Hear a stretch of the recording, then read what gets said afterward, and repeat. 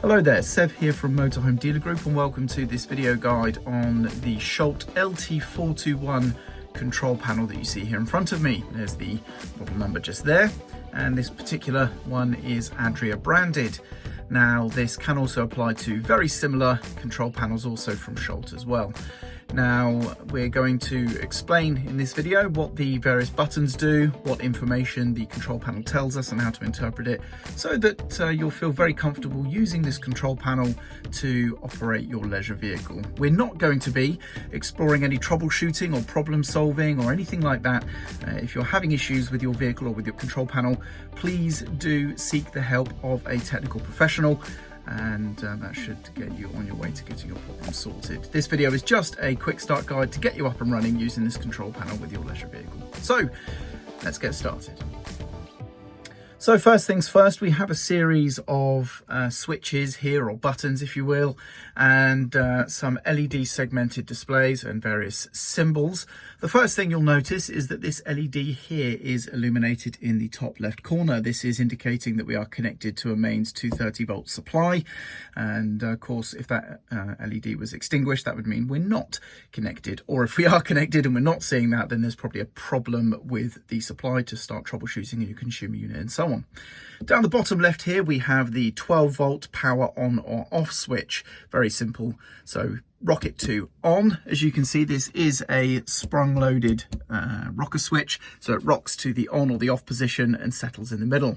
Rocking it up to on, you can see it's now turned on the 12 volt power, including a light that's just above me, hence the bright light, but also this green LED to indicate that the power is on, so that's good there. We also have those same style sprung loaded rocker switches for these two LED segmented displays. This first one is for battery levels. You can see we have a picture of a motorhome here and a battery in either the back end or the front end.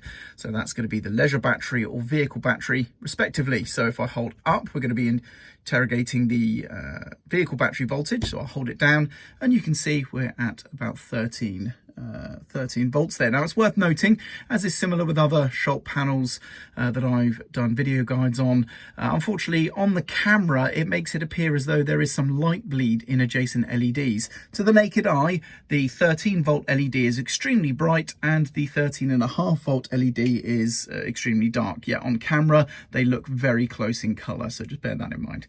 It's very different to the naked eye, but that's the voltage there for the vehicle battery. Down here we have the leisure battery, which is illuminating all the LEDs up to 13.5 there.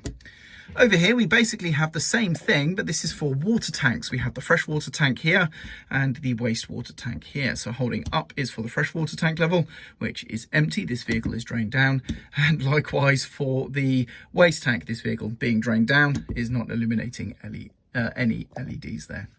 You have a water pump on off switch on this particular model, the 421 here.